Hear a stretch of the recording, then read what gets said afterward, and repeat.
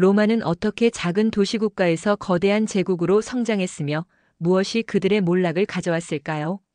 지금부터 그 여정을 시작해 보겠습니다.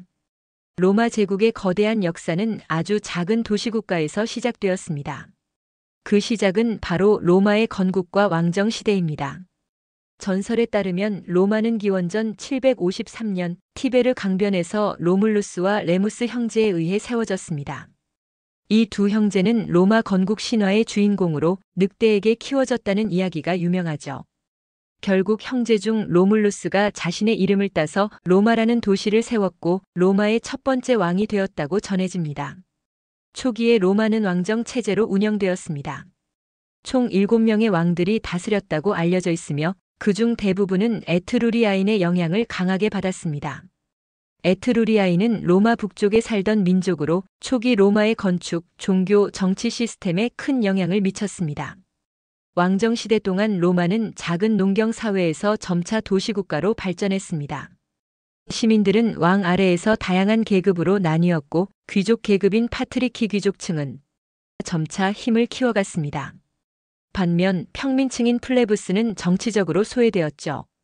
왕정의 마지막 왕은 타르퀴니우스 슈페르부스 타르퀴니우스 2세였는데 그는 폭군으로 악명이 높았고 결국 시민들의 반발로 인해 왕정을 폐지하게 되는 계기를 제공합니다. 기원전 509년 시민들은 왕정을 몰아내고 공화정 체제를 수립합니다. 이는 귀족 중심의 원로원과 집정관에 의해 통치되는 시스템이었고 로마는 이후 점점 더 강력한 공화정 국가로 발전하게 됩니다. 즉 로마의 왕정 시대는 로마의 기초를 다진 시기로 비록 정치적으로는 전제적이었지만 로마가 이후 제국으로 성장할 수 있는 문화적, 사회적 기반을 마련한 시기라 할 수 있습니다. 이 왕정의 몰락이 바로 로마의 공화정과 제정시대로 넘어가는 중요한 전환점이 되었죠. 로마는 기원전 509년 왕정을 폐지하고 공화정 체제를 수립합니다.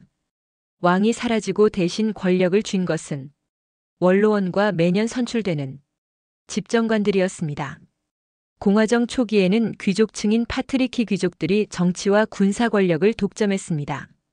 그러나 로마 시민 대부분을 차지한 평민층 플레부스는 정치적 권리를 제한받으며 불만을 키워갔습니다.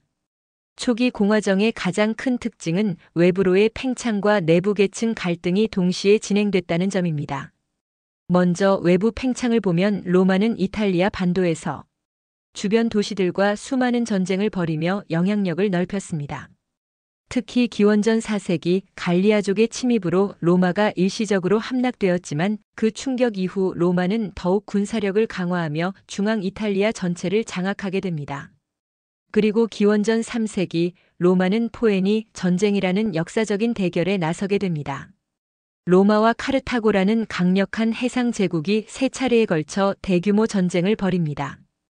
1차 포에니 전쟁에서는 로마가 해군력을 강화해 시칠리아를 차지했고 2차 전쟁에서는 카르타고의 명장 한니발이 알프스를 넘어 로마로 진격해 큰 위협이 되었지만 로마는 끝내 승리하며 서지중해의 패권을 차지합니다. 3차 포에니 전쟁에서는 아예 카르타고 도시를 완전히 파괴, 로마는 지중해 서부에서 절대 강자로 떠오릅니다. 하지만 외부로 팽창하는 동안 내부의 문제도 심각해집니다. 전쟁에서 승리하며 로마에는 노예와 부가 집중되었고 귀족들은 대토지를 독점하는 라티푼디움 대농장을 운영하며 더욱 부유해졌습니다. 반면 평민층과 소농민은 전쟁으로 농지를 잃고 도시 빈민으로 전락하게 됩니다. 이를 해결하려던 인물이 바로 그라쿠스 형제인 티베리우스와 가이우스 그라쿠스입니다. 그들은 토지 재분배와 빈민 구제 정책을 추진했지만 기득권층인 원로원 귀족들의 반발로 인해 두 사람 모두 폭력적으로 제거당하게 됩니다.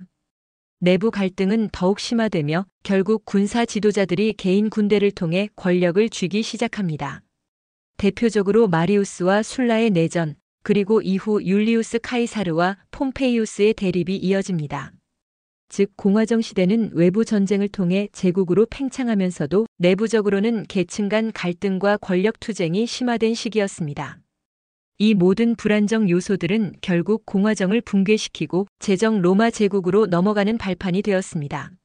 로마 공화정의 끝자락 권력 다툼은 극에 달했습니다.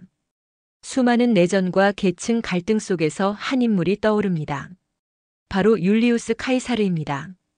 카이사르는 뛰어난 장군이자 정치가로 특히 갈리아, 지금의 프랑스 정복을 통해 군사적 명성을 쌓았습니다. 하지만 문제는 그의 성공이 원로원과 기존 귀족 세력에게 위협이 된다는 점이었습니다.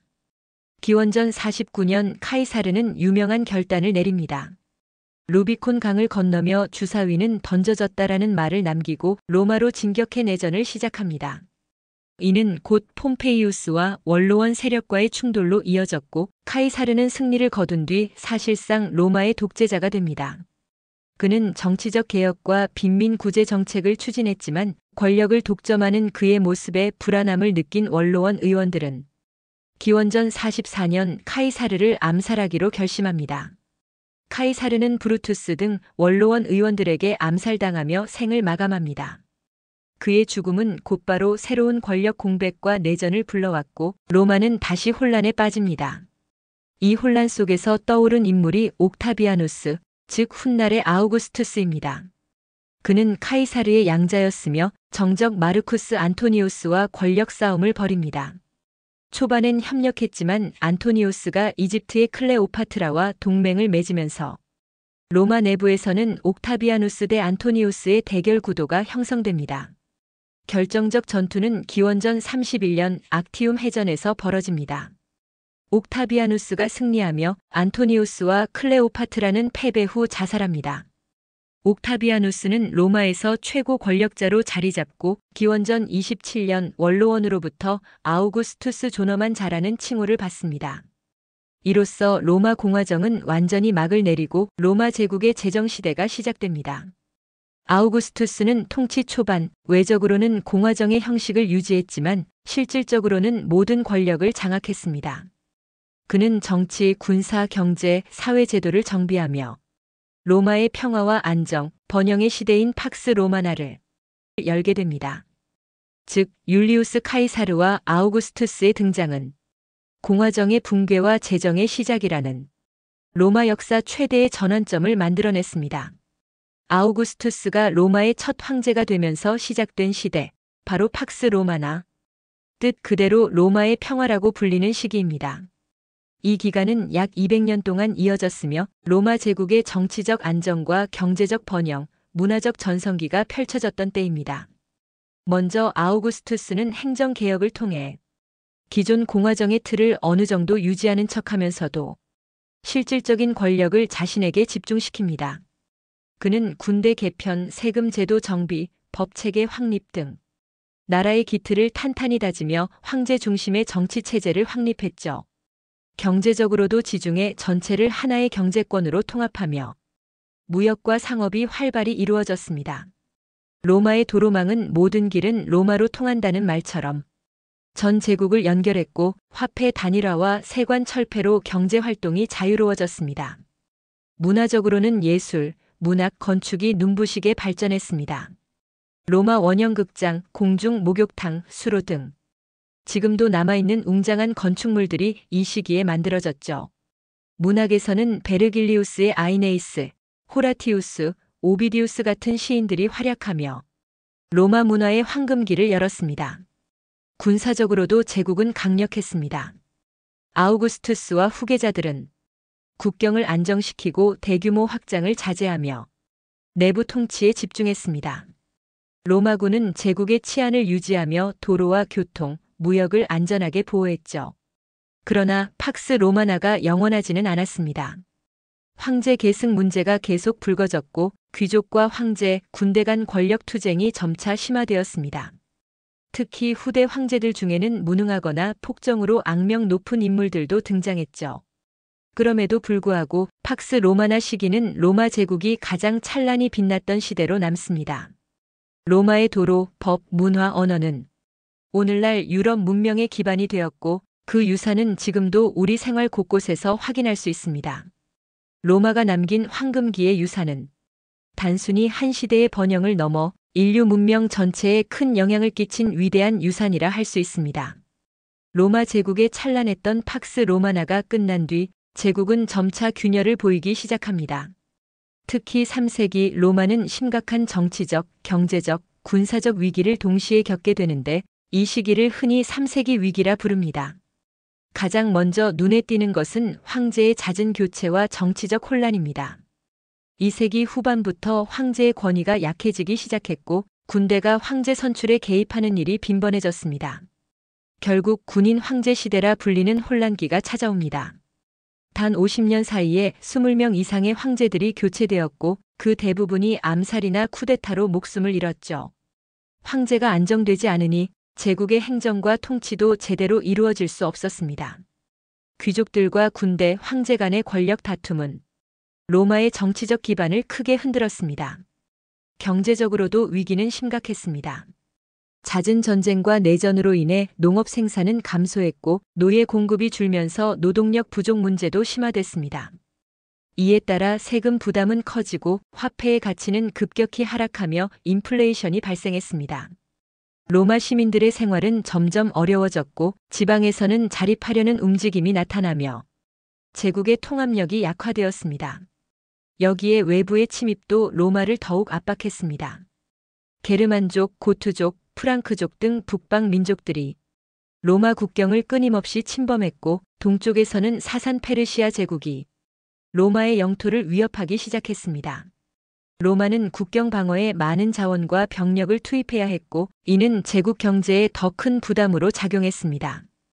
특히 260년에는 황제 발레리아누스가 사산 페르시아의 포로로 잡히는 굴욕적인 사건까지 발생하며 로마의 권위는 크게 떨어집니다. 내부적으로는 지방에서 스스로 황제를 칭하는 세력들이 등장하며 로마 제국이 분열될 위기에 처했습니다. 갈리아 제국, 팔미라 제국 같은 독립적인 정치 세력이 일시적으로 등장했죠. 이러한 혼란 속에서 제국을 다시 통합하려 한 인물이 바로 디오클레티아누스 황제입니다. 그는 위기를 극복하기 위해 사두정치라는 새로운 통치 체제를 도입합니다. 로마를 동서로 나누고 각 지역에 2명의 황제와 부황제를 배치하여 총 4명이 제국을 공동 통치하는 체제였죠. 또한 세제 개혁, 군사 개편 등도 단행해 일시적으로 안정기를 가져옵니다. 하지만 디오클레티아누스의 사두정치는 황제가 바뀌면서 오래 지속되지 못했고 로마 제국의 근본적인 문제를 완전히 해결하지는 못했습니다. 정치 혼란, 경제 붕괴, 외부 침입, 내부 분열, 이 모든 요소들이 겹쳐지면서 로마 제국은 서서히 쇠퇴의 길로 들어서게 됩니다. 이 위기의 시기는 로마 몰락의 서막이라 할 수 있죠. 3세기 위기 이후 로마 제국은 정치적 혼란과 경제적 어려움을 어느 정도 수습했지만 제국 내부에서는 또 하나의 큰 변화가 일어나고 있었습니다. 그것은 바로 기독교의 부상입니다. 초기 로마에서 기독교는 소수의 종교였고 로마의 다신교 문화와 충돌하며 박해의 대상이 되었습니다. 특히 네로 황제 시절 로마 대화제의 책임을 기독교인들에게 돌려 대규모 박해가 시작되었고 이후 여러 황제들도 기독교 박해를 반복했습니다. 하지만 기독교는 로마의 도시와 농촌을 가리지 않고 빠르게 퍼져나갔습니다. 박해에도 불구하고 박애주의적 교리와 평등 사상은 사회적으로 소외된 계층과 노예, 빈민들에게 큰 위로와 희망을 주었습니다. 제국의 정치적 불안과 경제적 격변 속에서 많은 이들이 기독교에 귀의했고 기독교 공동체는 점차 사회적 영향력을 키워갑니다. 이 변화의 흐름을 본격적으로 뒤바꾼 인물이 바로 콘스탄티누스 대제입니다. 그는 4세기 초 내전에서 경쟁자들과 싸우며 황제 자리를 노리고 있었고 이 과정에서 기독교와의 동맹을 선택하게 됩니다. 전환점이 된 것은 밀비우스 다리 전투 312년입니다. 콘스탄티누스는 전투 전날 밤 꿈속에서 이 표징 아래에서 승리하리라는 계시를 받았다고 전해집니다. 꿈에서 본 십자가를 병사들의 방패에 새기고 싸운 결과 그는 경쟁자 막센티우스를 물리치고 로마의 단독 황제가 됩니다. 이후 콘스탄티누스는 기독교를 더 이상 박해하지 않겠다는 결정적 조치, 바로 313년 밀라노 칙령을 발표합니다. 밀라노 칙령은 기독교를 로마 제국 내에서 공식적으로 인정한 법령이었으며 기독교인들에게 예배의 자유와 몰수된 재산을 반환하도록 했습니다. 이는 로마 제국의 종교 정책의 대변혁을 가져왔고 기독교는 더 이상 박해받는 소수 종교가 아닌 제국의 중심 종교로 자리 잡게 됩니다. 콘스탄티누스는 여기서 멈추지 않고 교회와 국가의 관계를 더욱 강화합니다. 그는 니케아 공의회 325년을 주재해 기독교 내부의 교리 통일을 시도했고 삼위일체설을 공인하며 교회의 중심을 잡으려 했습니다. 또 하나 중요한 변화는 수도 이전입니다. 콘스탄티누스는 로마의 정치적 중심을 서쪽에서 동쪽으로 옮기고자 고대 그리스 도시 비잔티움을 새롭게 건설해 콘스탄티노폴리스 현재의 이스탄불로 수도를 옮깁니다. 이는 동로마와 서로마의 분열을 가속화하는 계기가 되었고 제국의 중심이 점차 동쪽으로 이동하는 결정적 전환점이 됩니다. 콘스탄티누스 사후 기독교는 점점 더 국교로서의 지위를 확립해갔고 380년 테오도시우스 1세 때 공식적으로 로마 제국의 국교로 선언됩니다. 한때 소수였던 기독교가 이제는 제국 전체를 지배하는 종교가 된 것이죠. 결국 콘스탄티누스 대제는 로마 제국의 종교적 지형을 완전히 바꾼 인물로 기록됩니다. 기독교의 공인은 종교뿐 아니라 제국의 정치와 사회, 문화 전반에 걸쳐 로마를 새로운 방향으로 이끈 결정적 사건이었습니다. 서기 395년 황제 테오도시우스 1세의 사망으로 로마 제국은 공식적으로 동로마와 서로마로 분할됩니다. 동로마는 비교적 안정적이었지만 서로마는 내부 부패와 정치 혼란, 경제 붕괴, 군사 약화로 점차 힘을 잃어갔습니다. 여기에 결정적인 원인은 게르만족의 대이동과 침입, 훈족의 압박을 피해 이동해온 고트족, 반달족, 프랑크족 등이 서로마 영토로 몰려들었고 국경 방어선은 무너졌습니다. 특히 410년 서고트족의 로마 약탈, 그리고 476년 게르만 장군 오도아케르가 마지막 황제 로물루스 아우구스투스 폐위. 이 사건으로 서로마 제국은 역사 속으로 사라집니다. 고대의 찬란한 제국은 이렇게 막을 내리고 중세의 서막이 열리게 된 것이죠. 서로마 제국이 476년에 멸망한 이후에도 동로마 제국 비잔티움 제국은 1000년 가까이 더 존속합니다. 수도 콘스탄티노폴리스를 중심으로 동로마는 로마 제국의 법과 행정체계, 군사 조직을 계승했으며 그리스 문화와 동방 정교회를 바탕으로 독자적인 문명을 발전시킵니다. 특히 유스티니아누스 대제 시기에 로마법을 집대성한 유스티니아누스 법전은 훗날 유럽법의 기초가 되었고 성 소피아 대성당은 비잔티움 문화의 상징으로 남았습니다. 비록 서로마는 사라졌지만 로마의 법, 건축, 언어, 기독교 문화 등은 동로마를 통해 유럽과 세계에 깊은 영향을 끼치며 영원한 유산으로 남았습니다. 로마 제국의 몰락은 단순한 사건이 아닌 복합적인 원인들의 결과였습니다. 내부적으로는 정치적 부패, 황제 계승 문제, 경제적 불안정, 외부적으로는 게르만족 등 외침, 국경 방어 약화가 겹쳐 제국의 기반이 붕괴되었습니다. 또한 사회적 불평등과 빈부격차, 군대의 충성심 약화도 큰 요인이었죠. 그러나 로마의 몰락은 문명의 종말이 아닌 새로운 시대의 시작이었습니다. 로마가 남긴 법, 정치제도, 건축, 언어, 종교는 유럽과 세계 역사 속에 깊이 뿌리내렸습니다. 로마의 흥망성쇠는 아무리 강한 나라라도 내부 결속과 개혁 없이는 영원할 수 없다는 교훈을 남겼습니다. 오늘날도 우리는 로마의 역사에서 많은 것을 배울 수 있습니다. 흥미로우셨다면 구독과 좋아요, 다음 이야기에서 또 만나요.